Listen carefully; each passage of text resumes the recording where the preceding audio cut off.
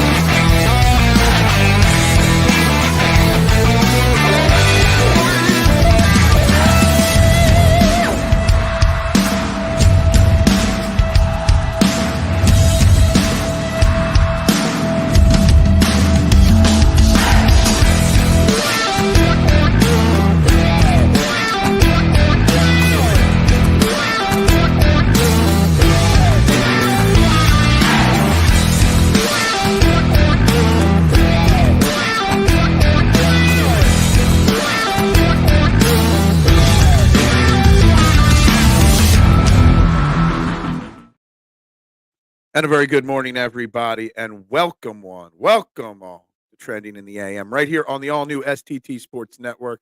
I'm your host, Phil Stiefel. You can find me on all social media platforms at Beard and Knowledge. Please do me that favor, wherever you're watching, whenever you're watching, please hit that subscribe button. I'd greatly appreciate it. Hit that follow button. If you're watching anywhere but the STT Sports Network on YouTube, find it. It's in the description down below. I'd greatly appreciate that as well. Guys, we got a jam-packed show today. I'm back after a one day off. I had a golf outing, a charity event to play in yesterday, along with a nice little fundraiser, eat and drink kind of thing last night. So shout out to them because they put on a great outing yesterday. We're at 154 subscribers so far on the new STT Sports Network in just under a week. Man, 15 more to get to me to call you Mitch Call for a day. Yeah, I know. We're getting there. We're grinding away. 154. I really thought yesterday I'd be able to get it up a little bit more. It didn't happen. Whatever. But we got lots to talk about because I'm back. The Phillies are back at it. NLDS game 3 tonight in New York. Eagles are back from their bye week, so back to practice. Everybody's back. It's kind of like the narrative of the show today. Everybody is back, baby. And we got lots to think about, lots to talk about. Phillies, where is our confidence level of the Philadelphia Phillies as they go back to work today, game 3. I mean, by inning 5 or 6 of game 2, the season was over. And in a short 30 to 40-minute stretch, the Philadelphia Phillies brought all the fans back in and gave us hope and life that this season is not on the brink and not over. We'll see. We'll talk about Aaron Nola and his chances against the Mets today. Sean Manaea Sean Manaea pitching for the Mets. What will they do with Alec Bohm? All that we've got to get into today. The Philadelphia Eagles are back. Week 5 is over. It's in the books. The bye is over. Lane Johnson will be back this week. A.J. Brown, Devontae Smith should be back. Sidney Brown and Aeneas Smith's practice windows have been open, so things are trending in the right direction for an Eagles team that's about to go up this week against the dreadful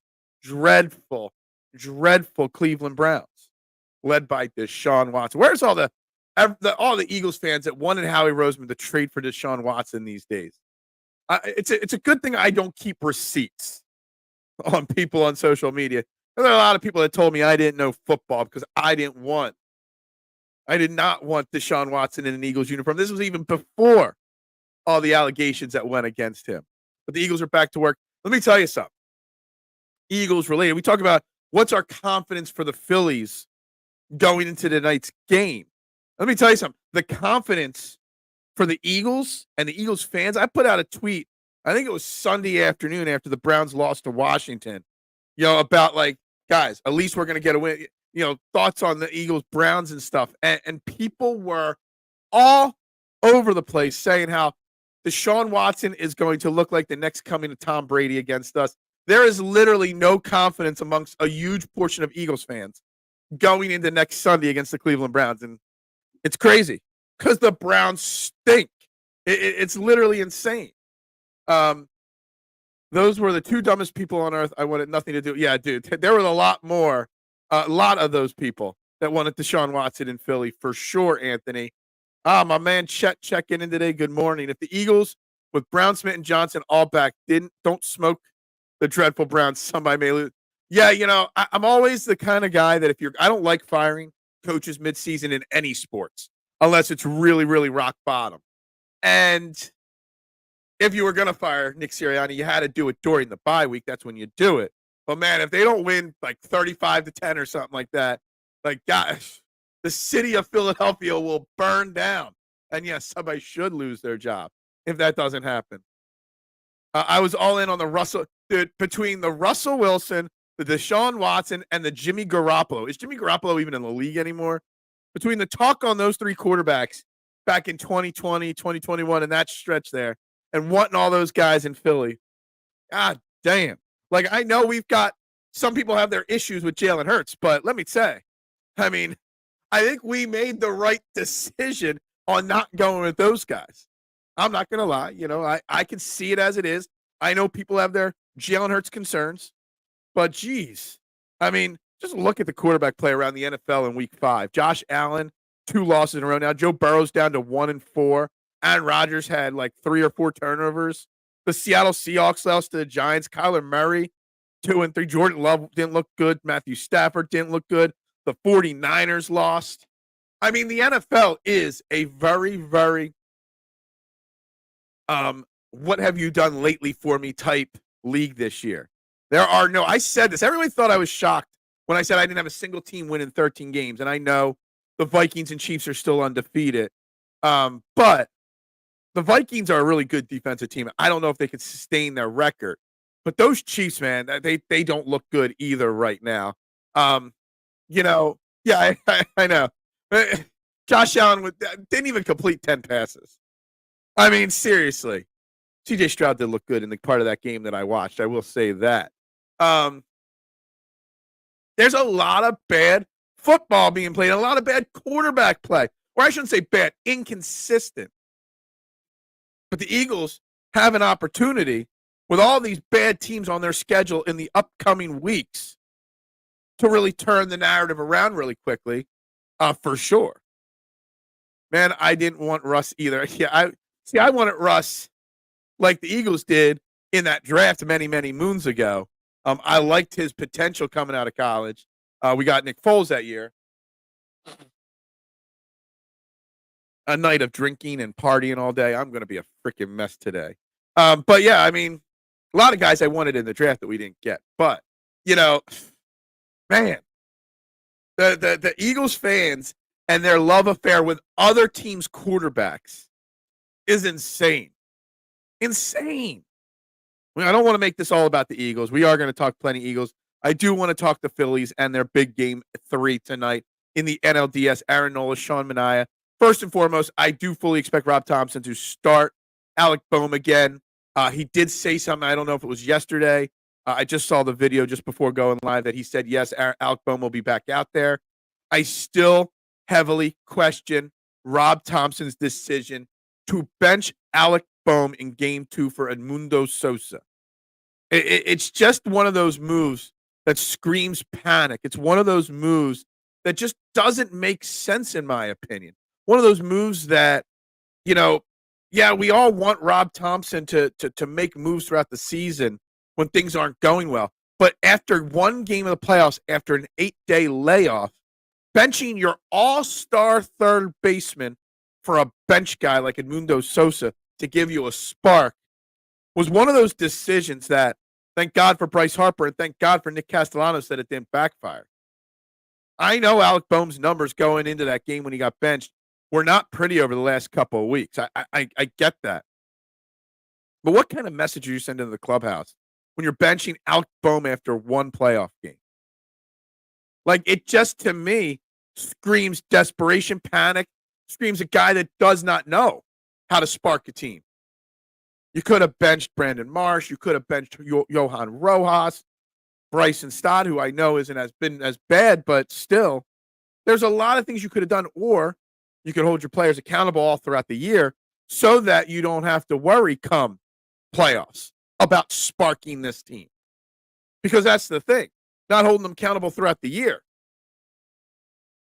is what the problem has been. But now you got Aaron Nola, who faced the Mets 3 times this year, I believe. I know he had a complete game shutout against them earlier in the year. I know a few weeks ago he got rocked by the Mets. Going up against Sean Manaea, a tough left-handed pitcher who a couple of years ago was available, and I wanted the Phillies to pick him up. We're talking before Taijuan Walker. Actually, I think it was the Taijuan Walker free agency year that he was available, and I wanted him. He's had some good outings against the Phillies this year, some bad outings against the Phillies this year.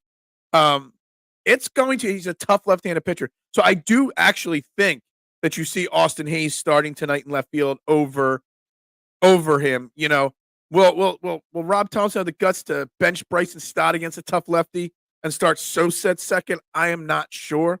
Game time is 5:07 today. Weird game time, 5:07. I mean, it's got to suck if you're a New Yorker trying to get to the stadium for that game, for that start time right there. But I'll be watching at the pizza shop today. Come on out to Fox's Pizza if you want to watch the game with me there at the game. I might even go live for a little pregame live if the shop's not too busy. I'll be curious to see what they do with the lineup. Now, here's the thing. Does that, I don't know what to call it, 3 innings, if that's what you want to call it, 3 innings of gameplay on Sunday, does that change the narrative? Because I'm trying to figure it out. Yeah, it was the 6th inning. The Phillies got the first 3 runs, and then the 8th and the 9th where they scored 4 more runs. Does that little run give you more confidence in the Philadelphia Phillies going forward? Does it? Does it give you a feeling that their bats have woken up?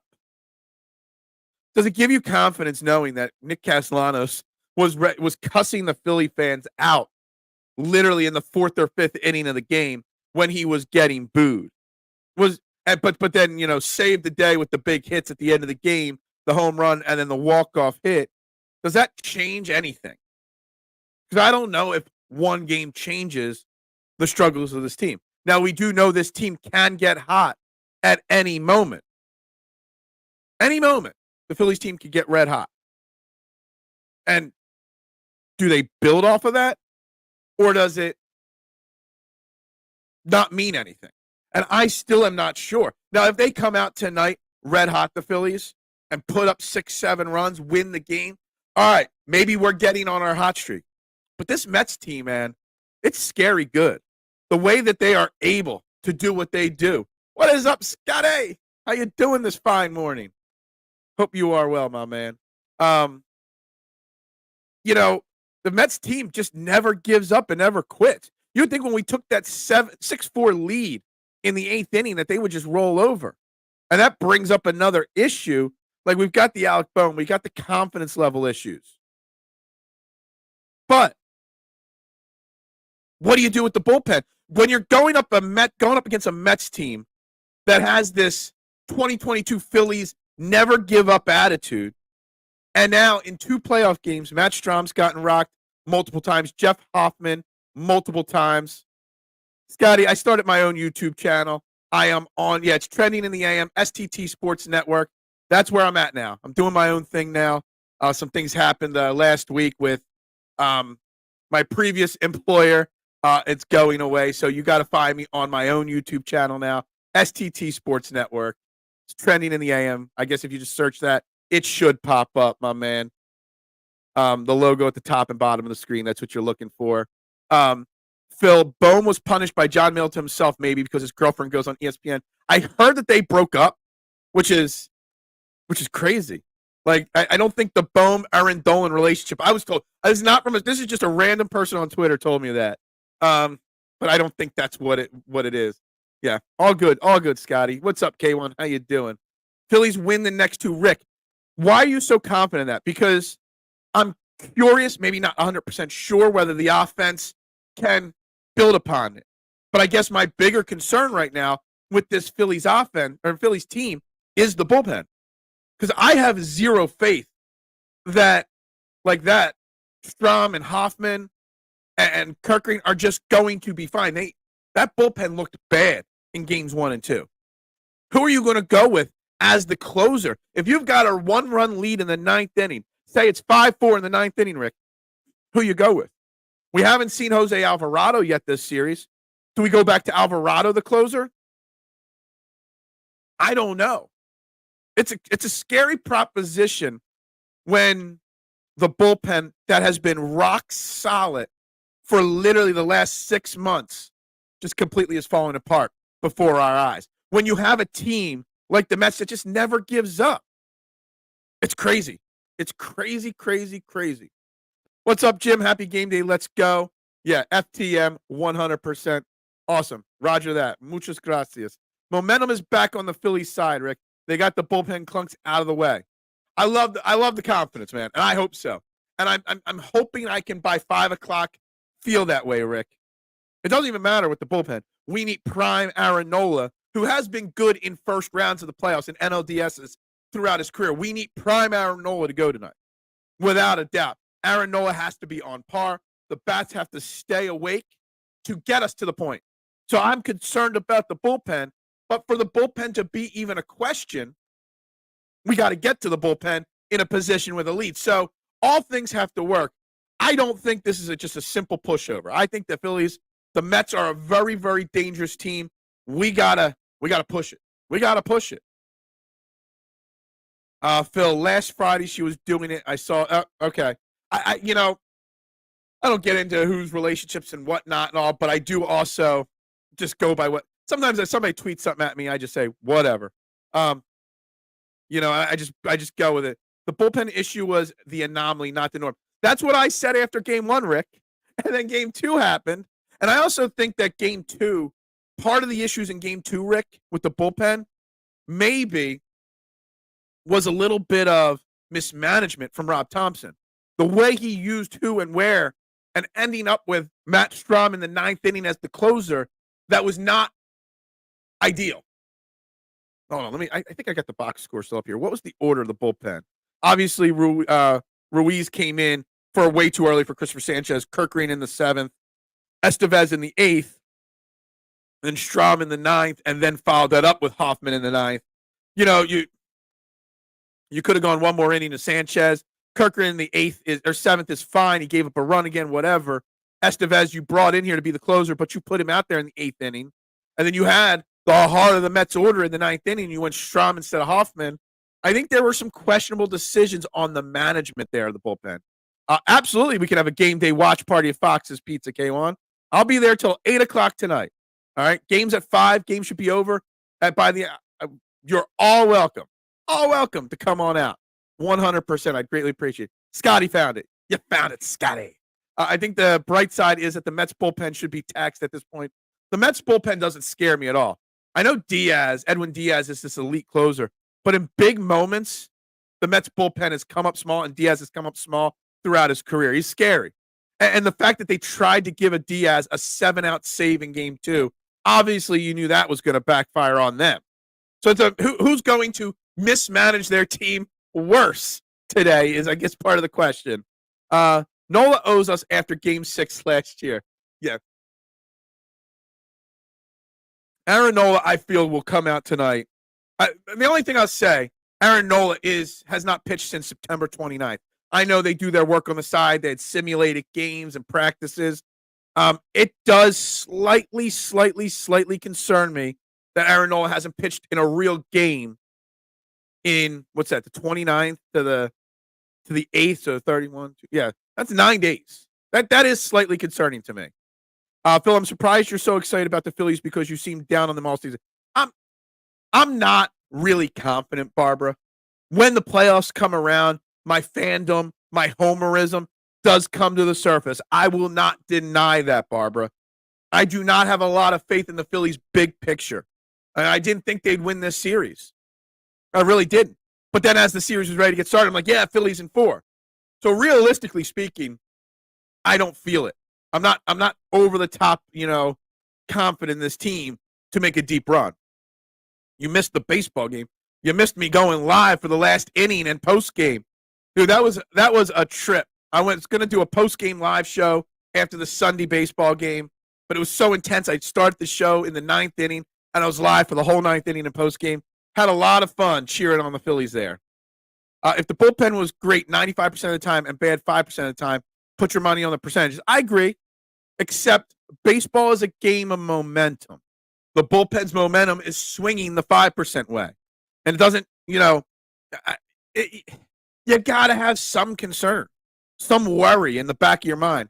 It's going to be tough, though, for sure. Mets are working with magic. And Sean Manaea is a really good pitcher, too. Really tough left-handed pitcher. A guy a few years ago, I won it instead of Taijuan Walker, but, we know how that worked out. Even with the win last game, Mets answered, it was, every game. I mean, go back and look at that Mets-Braves game a couple days ago, where every time they took a lead, the Braves came back and jammed that knife in their heart, and the Mets just never gave up and won it. Mets offense and the Mets hitters are as confident as they can be right now. We're going to be in a questionable crowd. The New York crowd is going to be loud and raucous, booing Bryce Harper every second. Have we seen the best from the Mets in this series, or can they play better? That's a tough one. I'm not sure the answer to that, Scotty. I think we've seen the best of the Mets so far this playoffs as a whole. Their never give up attitude. I don't think they have another gear. I think the Phillies team on paper is more talented, but baseball, just to answer Rick's thing with the bullpen, baseball is one of the games that momentum means more than anything else. Once you're feeling confident in yourself, you feel like that baseball is a beach ball coming at you. You feel like you can strike anybody out. It's all about confidence and momentum in baseball. And the Mets have confidence and momentum. And even though they were able to come back, the Phillies, you got to think the Phillies are questioning themselves a little bit, because it took every ounce of their energy to win that game. And guys, just think about this. That was game 2 of the NLDS. We are only in the NLDS, even if the Phillies can advance. This is going to be one long, stressful playoff run, because the Phillies just aren't playing dominant baseball. The Phillies offense has awoken. And this is what I am priding myself on right now, Rick, in hoping that this team is awake, offensively speaking. Bryce Harper's home run in the 6th inning might have been the momentum changer for the Phillies offense, because after that, the Phillies bats came alive. Castellanos, everybody started hitting.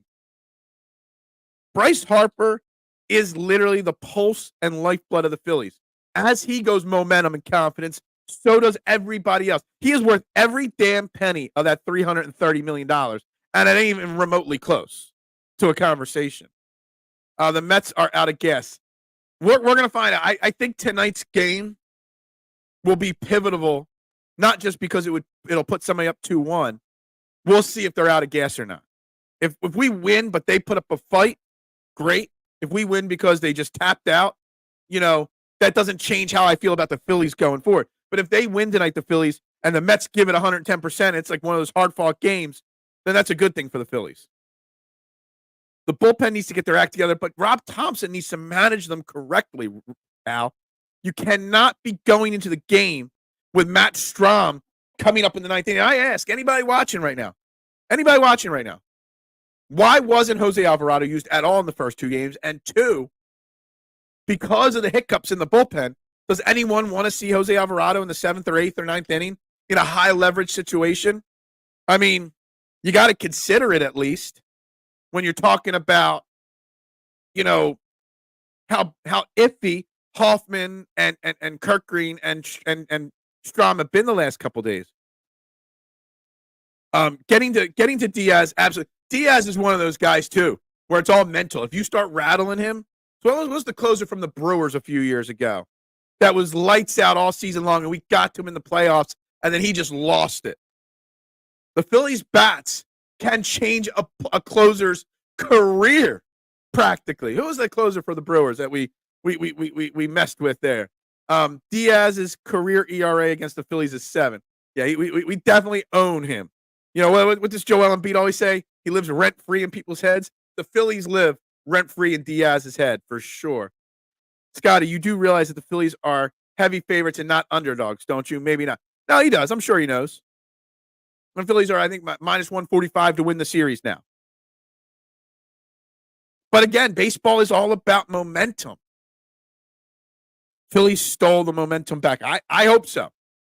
We'll have a totally different conversation on this show tomorrow, whether they win or lose, whether they have the momentum or not. I can't make a judgment, non-homerish about the Phillies after 3 innings of baseball. Give me another game tonight. Let me see them tonight, and then I will know what to expect going forward the rest of the playoffs for the Phillies. Yeah, I had the Phillies in 4 to start the series, so we're right on pace. Yeah, I mean, a week ago, I didn't think the Phillies were going to win it, obviously. Because the homer, Phil comes out. I had Phillies in 4 right before the series started, but we'll see. Harper is the best athlete in Philly until further notice. Bryce Harper might be the most influential player in Philly on his team. Because maybe Joel Embiid has the same effect to an extent, but I don't think there's anyone that could change an entire team with one swing of the bat like that, like Bryce Harper. I have no idea. And I was live for the show, post-game show here. So I didn't hear what Rob Thomson said after the game. I'm not sure why Rob Thomson went with him in the 8th instead of the 9th. We have seen it in the past, in 2022 especially, that Rob Thomson in the playoffs doesn't have a set bullpen. He goes based off of matchups and leverage situations. The problem is the leverage situation was the 9th inning when Alonso was due up at top of the order was due up for the Mets. So I'm not sure what the thought process was there with Rob Thomson there. Topper's going with matchups in the bullpen and not a. He always does that in the playoffs, Anthony. That is Rob Thomson's motto. Now, do I agree with it? No. It's worked in the past, obviously. So it's curious. We'll see how it goes. Good morning, Joe. How are you? Pizza shop going to be booming tonight. Maybe. We do got to cut the show short a little bit today, about 9:10, 9:15, because it's going to be booming this morning. We were out late last night at this charity event, and we got a text message from a client needing a catering order at 11:15 this morning. So I got hoagie trays, wrap trays, mac and cheese to make, all by 11:15. So I got to literally run and fly like Superman in. Diaz is wild. Josh Hader, that's the guy I was thinking of, Freddie Burns. Well, he was the guy it was the Brewers, right? Hader was the one we got in his head. And then the fans got in his head, and he got traded. I don't know if he ever rebounded in his career, but damn. Bryce Harper is the greatest free agent signing in the history of Philadelphia sports. That is incorrect, Freddie Burns, unless we win a World Series. I mean, obviously, Moses Malone was brought in. I don't remember if that was a trade or and Pete Rose. And there were some great players brought in that won us championships. So technically we brought in Nick Foles because he had left the team, and he won us a Super Bowl. So until Bryce Harper wins a championship, you can't say he's the greatest free agent signing, but he's pretty damn close. Jalen Hurts is not the best athlete in Philly. Mitchie Poo, you never miss a chance to find a way every show to devolve a show into a Jalen Hurts hate show. But I'm sure you're not questioning Josh Allen's 9 for 30 performance on Sunday. That you probably give that a pass, Mitchie Poo. Probably. I think it's defense mechanism saying the Phillies have momentum now when most everyone I saw on TV before the series started picked the Phillies to sweep or win in 4. Yeah, I know a lot of people were picking the Phillies, and I did too as a homerish kind of thing. But in realistic thought process, I don't know if I was that confident going to the series in the back of my head. Still living Jonathan Braxton's head after all these years. Absolute Braxton's head, yeah. We have a thing, the Philadelphia Phillies over the years, of really messing with closers, for sure. That Phillies team back then, man, Rollins, Utley, Howard, dude, Braxton had no chance there. Hurts makes more money than Harper. Think about that. Per year he does. Bryce, I said it, Barbara. The day Bryce Harper signed with Philadelphia, first I cheered. I was sitting on the pool deck of a cruise ship. We were on vacation, and I saw the news on my phone come up, and I stood up and cheered and shouted really loud. And then about halfway across the pool deck, you heard somebody else stand up and cheer really loud, and we found each other. We met in the middle of the pool deck, and we just were jumping up and down. I still remember that moment. And there were a lot of Nationals jerseys all over that deck. I said when Bryce Harper signed, it was the greatest contract that possible. to get a guy for, I think it came out to like $27 million per. I mean, he's not even in the top 20 per year pay in baseball right now. Josh Allen is pure garbage, dude. That's why I'm not worried about the Eagles right now. I'm not worried about the Philadelphia Eagles. They've got a super easy schedule, and everybody looks like shit in the NFL. Well, because momentum and hope for me was dead going to the 6th-inning game too. Yeah, because Scotty, some people don't understand it. We live and breathe in the moment. Maybe big picture we're confident, but in the moment, it was all doom and gloom. Going to that 6th inning, I don't think there's one Phillies fan out there that thought that this series was not over going to the 6th inning of that game. Because we live and breathe in the moment. I get crushed all the time on Twitter by people. Because when I'm live tweeting a baseball or football game, and in the moment I say something, and then 6 months later it's held against me. Because people don't understand we're living and breathing in the moment. Hader's base is actually an Astro and blew a game in wild card round. Good for him. Makes me feel happy, Freddie. He also was on that Padres squad we beat in 2022. 2021 is when we rocked him, I'm pretty sure. The streak was ridiculous before he blew it. Dude, we just got in his head. We got in his head. We get in closers' heads, man, and they're just never the same again. Eagles are going to smoke the Browns by 3 touchdowns. They better, Rick. They better. The only thing I'm waiting for, I'm waiting to see if Stefanski and the Browns make a change at quarterback. I don't know how you make a change at quarterback when you're paying Deshaun Watson what you are.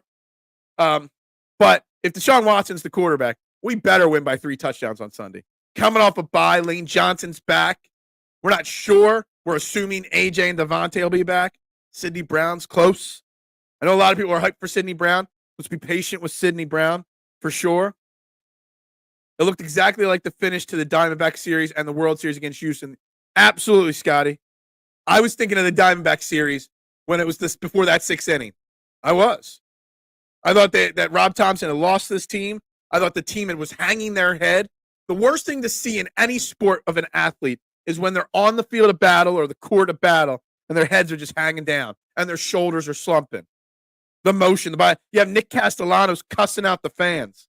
And nobody's talking about it because he came up with two huge hits, a home run and the walk-off hit. But he said these effing people. Like he was pissed at us. Let me tell you something. We lose that game, the narratives on today's show is a lot different towards Nick Castellanos. To be fair, Harper and Burrows have already demanded more money with 7 years left on his Scott Burrows. He didn't demand more money. Choice of words matters here. He didn't demand more money. He and Scott Boras have tried to get an extension added to the end of the contract. And you know what? I don't blame him for it. If he demanded it, Barbara, he would have held out. There would have been more drama involved. I think he wants to add on. He's the kind of guy that wants to play till he's 45 years old. I think the contract runs through his 41st birthday. He wants a few more years tacked on. And I don't hate athletes when they want more money. I don't. I know people want them to play out their contracts, etc. But I don't fault it. He took a great deal to come here. He gave the team a great contract. Reward the guy. He's made you a lot of freaking money. We have trauma as Philly fans. This era of Philly sports is incredibly. I love the word confusing at the end of this statement. We really do have a lot of trauma that we've got to get. I mean, Scotty, I'm a little older than you. I've got even more trauma on my bingo card. Okay, I've had more years taken off of my life than you. But this era with the Phillies, the Eagles, it was like not long ago, 6 months ago, I was saying 6 months to a year ago that their Eagles had a Super Bowl window to win multiple Super Bowls. Now I'm just hoping they, get to the NFC Championship game. And that's an if. The Sixers, how many years have we been traumatized by Joel Embiid and company? The Phillies, I mean, the trauma the last 3 to 5, even with the Union. Even the Union getting to a championship game. The first year they have a run and COVID wipes out 90% of their team. The second year they get beat in the championship game during the Phillies World Series. Man, the trauma in this city. Maybe at least we got the Flyers turning their hopes around, right? Focus on the Phillies positive. More positive will come positively. You weren't being ultra positive about Jalen Hurts last week. So maybe you should take some of this Phillies positive, Rick, towards your Eagles talk. He can't hold out with 7. Baseball players don't hold out, Barb. It's a little different than football. It's much different. He's not holding out, and he's not demanding more money. He's asking for more money. And I think it's being done in a very fair way. There's an open dialogue between Boris Harper and John Middleton and Dave Dombrowski. I will say this about it. I think that in the offseason, whenever that starts for the Phillies, in a good way or a bad way, I think it's time for the Phillies front office to maybe not let – I think Bryce Harper has had too much control. I think there's something to be said about letting your star players have some control in building a team, especially in sports like basketball. But in baseball, Bryce Harper, we brought in all of Bryce Harper's buddies, and it hasn't resulted in a championship yet. So that's something there. Is series tied? It's 1-1 going tonight, 5 o'clock start time. 76ers were favored over the Knicks and lost the series. Yeah. That Knicks series still sits in my craw, Barbara. And the Sixers played last night. I didn't watch it. It wasn't on TV at the restaurant we were having our charity thing at last night, but they won. If anybody watched the game, give me bullet points. I know Joel Embiid and Paul George didn't play. And I know Gurasal looked like he had a pretty good stat line. We're tall, happier in the teens when the Phillies missed the playoffs for 10 straight years. Take a look around. Philly sports is in a good place right now. Enjoy it. Hey, we enjoy it. I enjoy where the Philadelphia sports scene is. It is frustrating at times. There's no doubt about it. No doubt about it that it is frustrating day in and day out as a Philly sports fan because we live in the moment. But big picture, dude, I'm a 43-year-old man, Rick. I grew up in the late 80s, early 90s when a lot of bad football, baseball, basketball was being played. You know, I get it. It could be worse. But I don't want wins. I don't want making the playoffs. I want titles. We are starved as Philadelphia sports fans. Just think about it. Just count on your hand. How in your lifetime, how many championships all Philadelphia teams have won? The Sixers won one. I was 2 years old in 1983 when they won that championship. Okay? The Phillies have won one in my lifetime because I was born in 80, but after they had already won the World Series. So I've got one World Series championship, one Super Bowl, and one Phillies championship. I literally got 3 championships in 43 years. Okay? I need my fandom to get that reward of a title. A few more titles. I agree with you on Harper control. It's kind of ridiculous what her contract gets it. Oh, okay, sorry. Phil, I agree with you on the Harper control. It's kind of ridiculous. Whatever he wants, he gets, it seems. It is kind of weird, Barbara, that he says, I want this player, they go out and get it. And they do it like constantly. I want JT. Got him. You know, it's kind of weird to me. It really is. The problem is that the Philly fans expect the negative and focus on the. I don't know if that's necessarily true. We don't expect the negative. I mean, we've been pre-programmed to believe the negative will happen because it's happened more than often than not.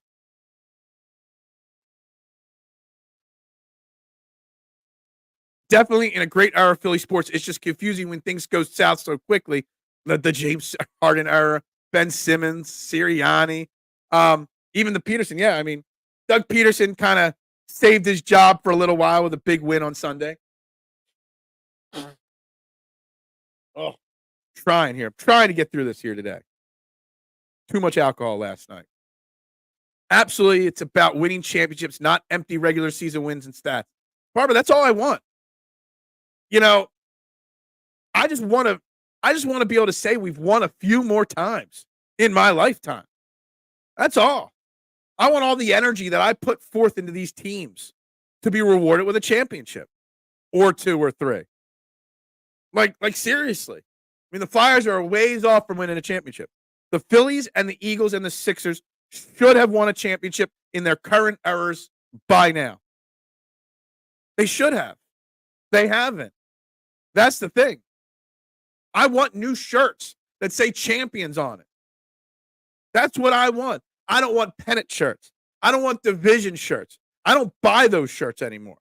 The only shirts I buy now are if they say world champions on it. Because that's what I want. I've won enough divisions in my lifetime. I hate it that the Phillies fly banners for making the playoffs. That's what you do when you've only won 2 World Series in the history. The Phillies, let's just put Phillies in perspective. The Phillies are one of the original 8 baseball teams. They got close to 150 years in Major League Baseball. They won 2 World Series. They're the first team in the history of sports to lose 10,000 games, to lose 11,000 games. Literally, the Philadelphia Phillies are the losingest franchise in the history of sports. Yet we put our heart and energy into them every single day. It's not negative or positive. It's a fandom. We earn the right to celebrate another World Series championship. The money we spend to go to games, to buy jerseys, to do this and that, we deserve it. Yeah, I like championships too. Yeah, look, I literally don't. I remember back in like 2010 or 11 during the old Phillies run with the Howard era, that someone bought me a Phillies golf shirt that said NL East Champions 2011. I'm like, what? I don't care about a championship, an NL East shirt in 2011. Like, I don't care about that. I barely ever wear it. The only time I'd wear that is if all my golf shirts were dirty. And I don't even wear golf shirts. I wear T-shirts every day. So it's never in use. Like, I don't want that. I don't want a shirt that says, I sometimes wear on the show, I have a Phillies shirt that says we got to the World Series. It says 2022 World Series on it. Phillies. I hate it. It makes me cry every time I put it on. Yeah, this would kind of fall into a Skip Bayless hot take. I'm not using the graphic right now. I gotta edit the graphic a little bit. But yeah, like, I don't want shirts that say we almost won the championship. I just want shirts that say champions. World freaking champions. That's all I want. Is that too hard? Is it too hard? I mean, Mitchie Poo, you're a baby. You're 30 years old. You haven't had the amount of disappointment that I've had in my life. I hate you so much, Mitchie Poo. I really do. Are you saying that about Josh Allen or Aaron Rodgers' 3 interceptions, by the way? Are you? Does it make you cry when Aaron Rodgers throws an interception? Come on now. Let's not devolve into a Jalen Hurts conversation. Let's not do it. I will say Joe Flacco looks like freaking Joe Montana out there, 360 yards on Sunday. Who had that on their bingo card? That 67-year-old Joe Flacco go out there and throw that football like that? I don't know. He's a little overrated, honestly, in my book. And he's an a-hole. And he's played for like 18 years. Jalen Hurts is in his 4th year as a starter. You can't compare careers of Aaron Rodgers and Jalen Hurts. You can compare what they're doing this year, but you can't compare careers, Mitchie Poo. You can't compare a guy that's been around since Ronald Reagan was president to a guy that was born 20 years ago. You just can't. You just have straight Jalen Hurts hate. You're basically a hater, Mitchie Poo. You are. Plain and simple. That's all there is to it. Lurie has proclaimed that the Eagles are the gold standard of football with only 1 Super Bowl, which is ridiculous. Does he still? I don't think he uses the gold standard anymore as his words. I don't think he uses them as his choice words anymore, Barb. Now, I don't know if I think when Lurie also says it, he's talking other things as well. He's talking about that they win regularly, just not championships, but their community involvement, which is fantastic. Their stadium is state of the art. The clean energy that they produce with their wind turbines. When Jeffrey Lurie talks about that, I don't think he's talking about just straight on the field. I think he's talking big picture. I mean, the guy bought the Eagles for like $300 million, and it's worth $4 billion, 2.5, 3 decades. Man, he's owned the Eagles now for 30 years, 3 decades. It's crazy to think that Jeffrey Lurie's been the Eagles owner for over 31 years now. Wow. He bought the team in 93, I believe it was. It's 2024. That's insane to think that Jeffrey Lurie's been the Eagles owner for that long. Crazy. Because I remember the bad owners before Jeffrey Lurie. I do. It wasn't pleasant there. So I think when Jeffrey Lurie talks that, I think when Vince Young's saying we're the gold standard or the dream team, that's bad. But when Jeffrey Lurie's saying the gold standard, he's talking about everything. Jalen Hurts went through so many offensive scores. He did. I'm not making excuses for Jalen Hurts, Mitchie Poo. I just call it as it is. Just so you know, you're trying to get me. You're trying to goat me into making an excuse for Jalen Hurts, and it just ain't going to work that way. Joe Fluco is referred to as Jump Ball Joe, and the metrosexual Frankenstein. He's not a good. Joe Flacco's not good anymore, but it's fun to see. It is fun to see. Mitch is so dishonest. Hurts hasn't gone through many OCs. Shane left to be head coach. Brian Johnson didn't work, not out, and was fired. Hurts and Johnson are friends. So, look, Andy, you don't got to go defending Jalen Hurts today. You don't have to fight with Mitchie Poo. Mitchie Poo is trying his best to rile me up this morning. It's not going to work. It just isn't. And, guys, there's a lot of people. I think this is the highest. We're up to 17 people watching in the YouTube room right now. Guys, please drop your comments on the Phillies confidence. Eagles week 6 against the Browns. Please hit the like button and the subscribe button on the all-new STT Sports Network, setting the trends on what sports talk should be. I'd greatly appreciate as many likes, as many subscribes. And you know what? If you really want to do me an extra favor, click the share button and share it out on all social media platforms that you're a part of. I greatly appreciate it. I need this more than anything to be built, and I need this to succeed. Taking control of my future from here on out. That is what I'm doing here with STT Sports Network. I'm in control of my own destiny from here on out. So please, we're not going to stop. We might end today's show a little earlier than normal because I got work to do, but we are going to continue rolling, trending the AM out every morning, every day. Brian, you disappointed me so much yesterday. The fact that you promised we were going to get to 5 under par yesterday, and we ended up 3 under par. It was all on you. If you would have just driven the green on the final hole, we might have gotten there. But no, you had to miss the green by 2 feet and landed in the rough there. Disappointing. That's right, Mitchie Poo. We can agree on that. I'm with you, Phil. Don't worry. I don't worry. I'm not worried. Sharing for you from my hey, I appreciate that, Nugster. I appreciate it. Cancun. Man, we were just in Cancun a few weeks ago. Had a great time. I do want to shout out to the people in Florida. We got another disastrous hurricane heading towards the Gulf Coast of Florida. And I've already seen a lot of pictures and videos of people evacuating. Hopefully my man Joe Castro, Philly, he's getting himself somewhere safe. Florida is about to get devastated even worse than last week. And they're just starting the cleanup process from Helene, and it is just going to get destroyed even more. So I'm really feeling for the people in Florida. I do know there's a few people that watch this show from Florida from time to time. I'm really feeling for it. Man, Tampa, Clearwater, which Clearwater's my area, man. I love Clearwater Beach. They are going to take a direct hit probably from a Category 4, maybe Category 5 hurricane, man.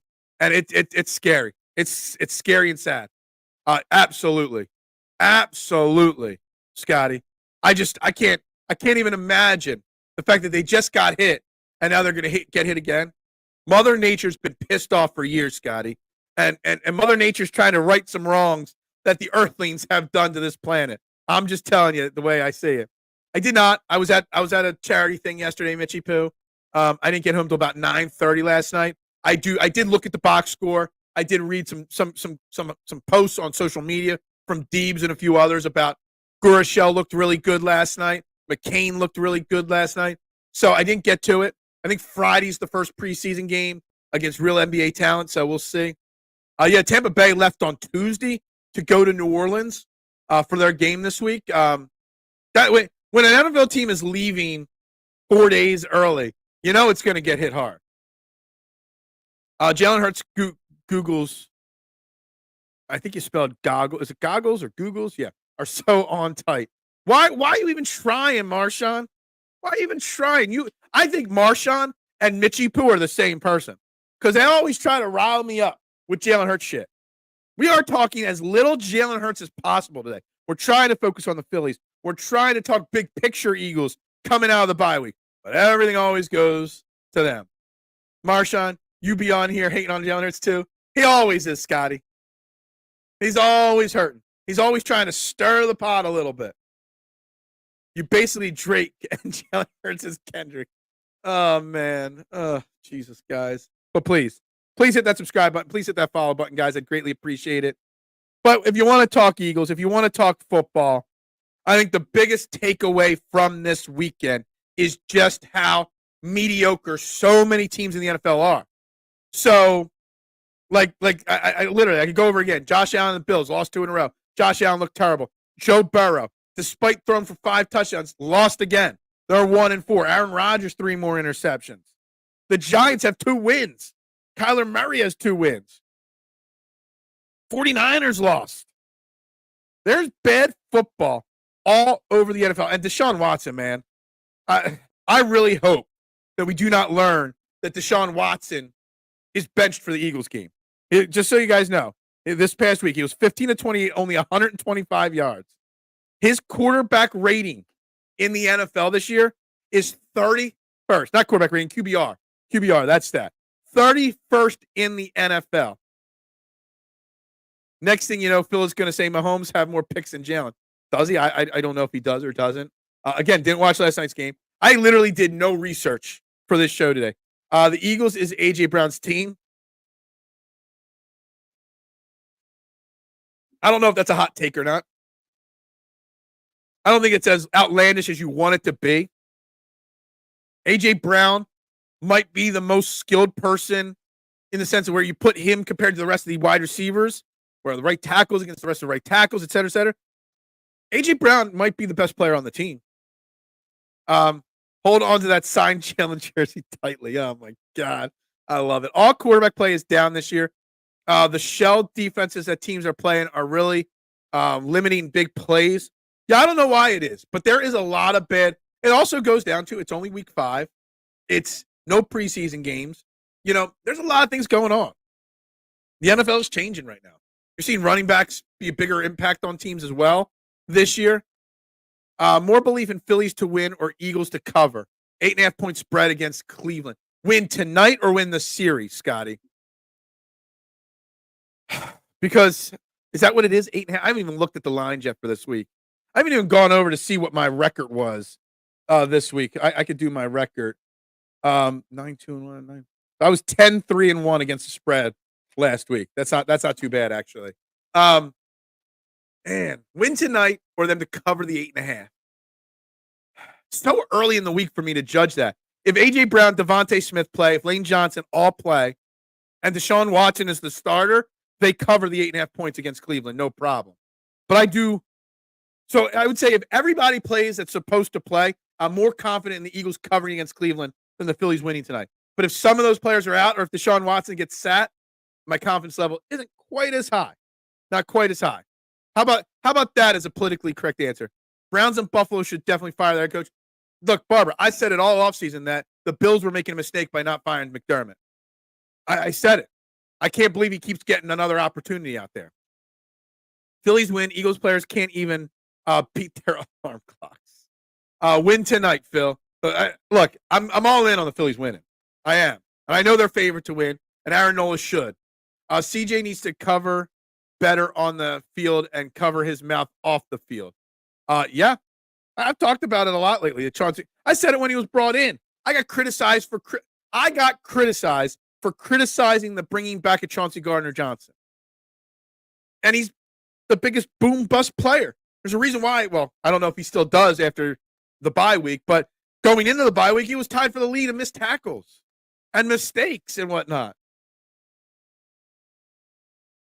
Sosa 4-8 versus Manea lifetime. All right, that's good. That's good detailed stats there, Nooms. So that means Bryson Stott should be benched tonight. Rob Thomson already said that Alec Boehm will play. So my guess is Stott and Marsh are out. My guess is you'll see Hayes in left field. You'll probably see Rojas in center. And you'll see probably Sosa at second in place of him, in place of Stott. Well, they're not going to do it now. If they were going to do it, they should have done it during the bye week. So you have that, extra time. I like talkers, especially on defense, but you have to back it up. That's the thing. You've got to back it up. You need that edge and energy on a defense like the Eagles. You need a guy you need Chauncey Gardner-Johnson's personality, but you need him with, I'm trying to find a comparison to who he needs to perform like. You need his mouth with Malcolm Jenkins' approach. You need his mouth with, Jeremiah Trotter Sr. out there. You need his mouth, but you need him to succeed a little bit more. Yeah. Brian, you need to go to the chiropractor because you carried my brother, myself, and my wife through 18 holes of golf last night or yesterday morning. CJG, GJ, whatever, is just lucky Slay has been such an idiot in the media. That's actually one of the most fantastic points right now.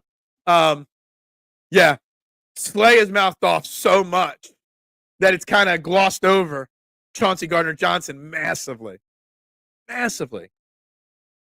Yeah, well, I think it's past his time by this point. But, yeah, we needed that. Sidney Brown will be back soon. What do the Eagles do? I know that everybody's hyped that Sidney Brown's practice window's been open. I don't expect much from Sidney Brown this year at all. I don't even expect him to be active very much early on. It's going to take a while for him to get back to game speed, and eventually he'll be added to special teams. But Sidney Brown's practice window's open. What do you do going forward? You got Reed Blankenship, Chauncey Gardner-Johnson, and Sidney Brown. Just big picture question to the group chat here. Going forward, Chauncey Gardner-Johnson, Reed Blankenship, Sidney Brown. 2 of them are your starting safeties in 2025. Which 2 are they? Take contracts out of the equation. Just who would you want as your 2 starting safeties out of those 3? Because I love Sidney Brown's potential. I love Sidney Brown's energy. Dude, I was randomly thinking about this yesterday. Like, I couldn't even, I totally forgot James Bradbury will be back soon. There's going to, and Aeneas Smith's practice window has been opened as well. There's going to be some cuts coming in the near future. I'm surprised Devin White hasn't been cut yet. But Devin White's an eligible person to get cut for sure. Somebody else is going to have to get cut too. Blankenship and Brown, that's probably where I go to. I'd move CJ back to the slot. Well, then where do you put Cooper DeJean? Because I fully expect, I'm going to write this down, Cooper, slot, because I want to make sure I cover that later in the week. There better be no Avonte Maddox on the field on Sunday. Cooper DeJean better be starting in the slot on Sunday. Better be.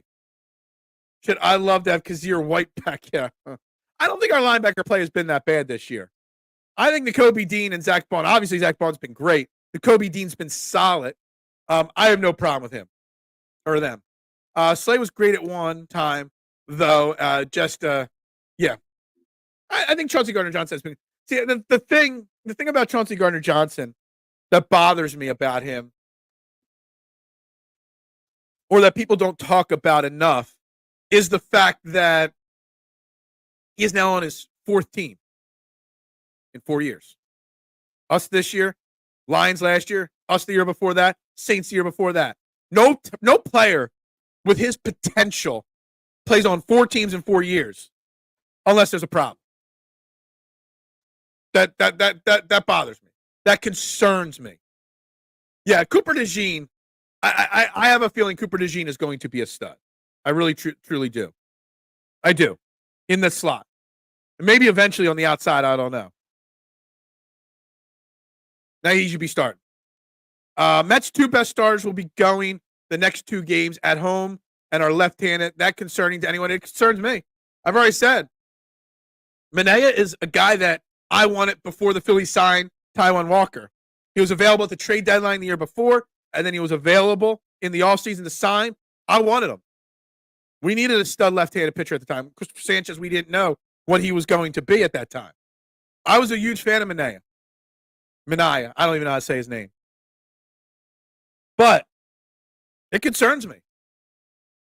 We're going to find out tonight if the Phillies are back and alive or just dead in the water. I think you can operate with 3 starting safeties in this day and age, though. CJ could just be the Swiss Army knife. So you go with your 5 down linemen, 7, 8, 9, 10. Yeah, I guess you could do that. A hybrid linebacker safety type guy, maybe.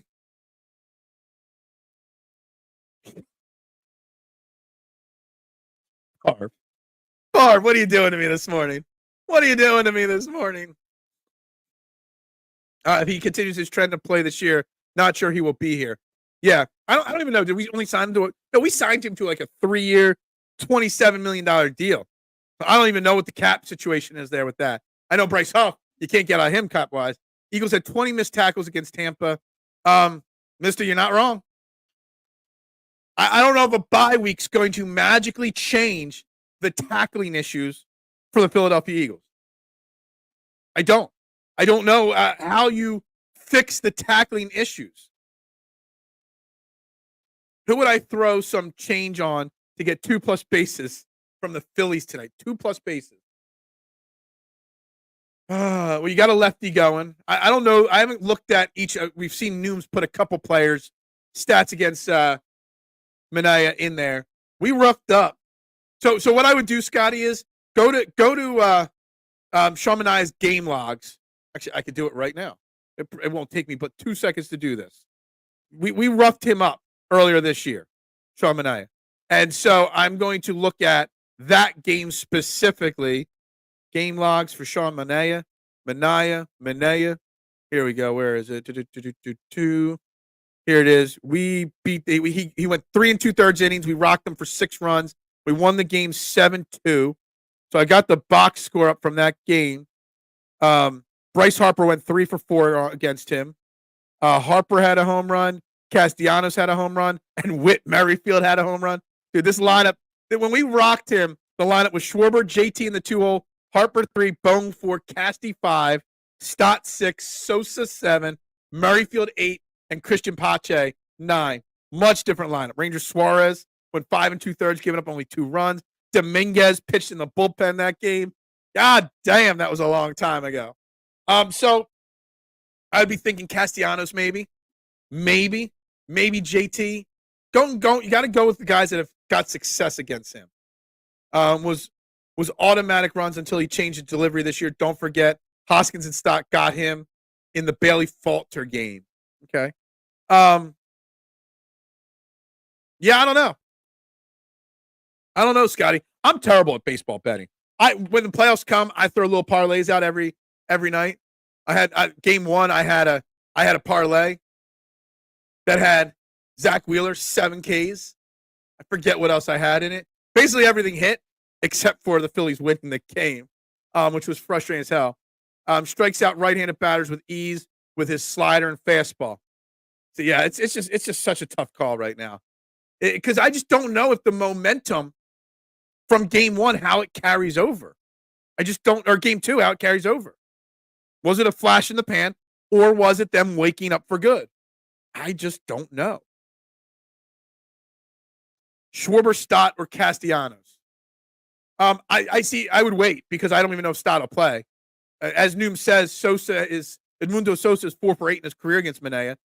So, maybe they go him at second. Maybe Bohm wakes up. Maybe the benching wakes him up a little bit. Schwarber had a great game 1, but he looked pretty bad at the plate in game 2. So, I think Castellanos is the type of guy that could get hot fast. I think if anybody heats up, it could be Castellanos, in my opinion. And he had a home run against him earlier.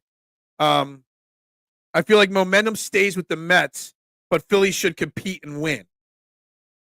Well, I don't know if the Mets have momentum because we beat them in that game. Still, my biggest concern going forward is 1,000% the bullpen.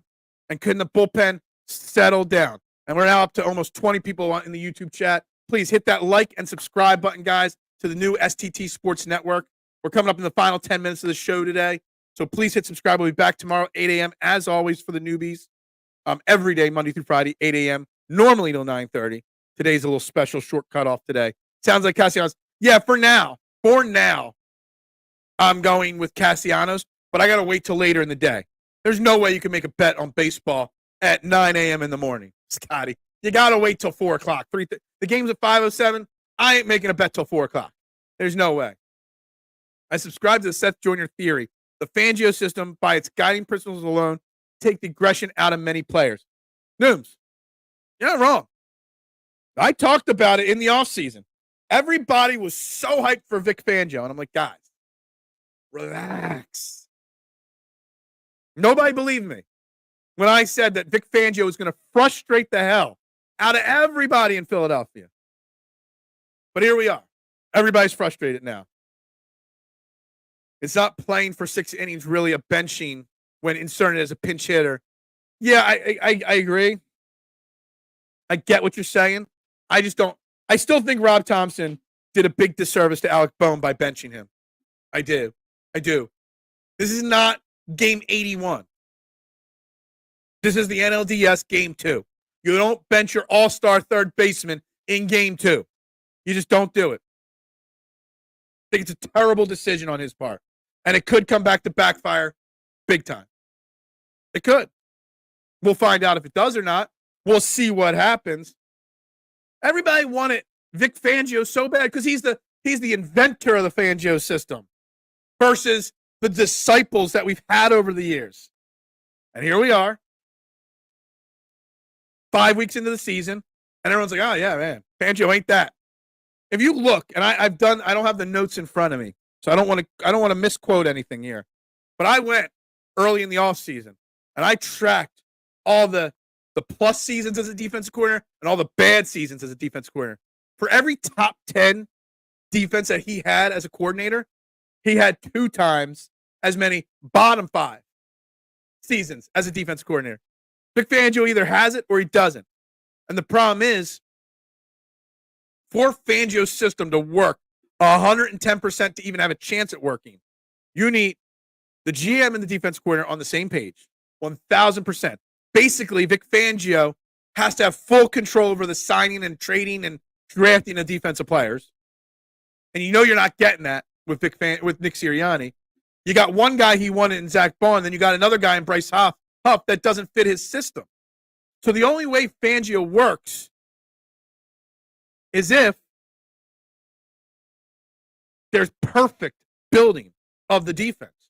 He needs perfect linebackers that fit his scheme, perfect safeties that fit his scheme, guys that can fit on guys that can get pressure without blitzing. Yeah, Sean Desai was. Gannon was. At least Sean Desai did one thing well. One thing well. He adjusted at halftime. Barb, if you haven't found it, here's Matty B's new channel right here in the chat. It's a wrap. If you want to find Matty B, Barb, click this name right here. This is what you're looking for Matty B. Love you, Matty B. Even though we hate each other, we love each other. Bomer may be overcompensating with the hand injury and trying to get on top of pitches early. Seems like pitchers have found a tendency for Bohm to chase high and in early. I mean, his first at bat when he pinch hit, he swung up and that pitch was up and in on his hands, almost at his ear, and he popped it up there and got out. Not ideal. So maybe he is still injured a little bit. If that's the case, then just say he's injured and that's why. Don't give me the story that we needed a spark. Because that I don't buy. At all. I don't. Not at all. But back to the Fangio thing. At least Sean Desai made halftime adjustments. Vic Fangio just keeps going. The fact that Vic Fangio has not, this is not, Darius Slay, we already talked about how Darius Slay is saving the Chauncey Gardner-Johnson optics. Darius Slay's mouthing off has saved the Vic Fangio optics for a week or two. Because after the game against the Bucks in week 4, when we tried to make adjustments and get the guys closer on the line of scrimmage, the message just didn't get out on the field. It didn't get to the players quick enough. How are we not crushing him? Crushing Vic Fangio for that? How can you make an excuse that you wanted to make an adjustment, the adjustment just wasn't relayed? How does he get away with saying that? I'm writing that down too. Something for the Eagles Pinpull Podcast Network right there. That's not getting enough chatter right now. When I bet baseball, I do a deep dive on the starting pitchers, subtract the ERA of the two starting pitchers after adding a run to the away pitcher. What? I don't even know. That's like all over the place right there. See, we're all out here, the entire former EOP family. We're all here trying to help each other. bar. There's a lot of great people, and they're all starting new things, starting new chapters in their lives, basically. And we're all here to support each other. We're all subscribing to each other's channels, and we're all promoting each other's channels as best we can, as we all try to do our own thing now. But I like the STT Sports Network name, setting the trends for what sports talk should be. That I know I say trending in the AM is where your opinions matter. STT Sports Network is setting the trends for what sports talk should be. That's what I like. That's what I like right there. Yeah, I think he's got a few other guys from EOP going to do some shows on their channel too, on his channel too. So EOP lives on in our hearts. That's what we do. It lives on in the hearts and minds of the people. I'm nervous for all my Saint people. We can close the show with this. I mean, today's Tuesday. I think tomorrow is when the hurricane, late tomorrow, will make landfall. Man, thoughts out there, man. To Florida, Tampa, St. Pete, Clearwater. I just saw a picture of Tampa, before the show. People traveling out, like evacuating from Tampa, bumper to bumper traffic on the main highway there, man. It's crazy. It's crazy scary. AOL, Mother Nature is pissed off and is trying to correct the wrongs of the human race. You had the Noah's Ark thing, the flooding. You had the Ice Age. Every couple thousand years, Earth resets itself. It's trying to reset itself right now. It's trying to tell us we did something wrong, for sure. Guys, we got to start the wrap-up process. I got to get to the pizza shop. Maybe if I'm not too busy this afternoon, I'll go live for a little Phillies pregame live. Maybe. We'll see how much time I got. End of the day, Fangio system capitalizes on NFL mediocrity and depends on teams shooting itself in the foot. Maybe that works in the regular season. Yeah. We must fight back and defeat nature. I can just see TMZ going with charge. Anyway, we're going to wrap it up right there, guys. I'll be back tomorrow with a regular full 90-minute episode of Train the AM, 8 a.m. to 9:30 a.m. 17 people in the chat right now. Please hit that like button, that subscribe button. If you do not mind, please, please, please hit the share button on any of your social media platforms. I greatly appreciate it. I really need to get this channel up to a certain level here. I really do. Thank you. I'm going to go make a lot of pizzas. Well, this morning it'll be hoagies, wraps, and homemade mac and cheese. But we'll get to that pizzas later in the day. But with that being said, guys, I'm your host, Phil Stiefel. You can find me on all social media platforms at Beard and Knowledge. Rick, I got nothing but love for you, my man. I love you. I appreciate you, without a doubt. Guys, have a great day. That's right. Let's ring the bell today. Hold on. I forgot. I don't have an outro video. I got to play a little.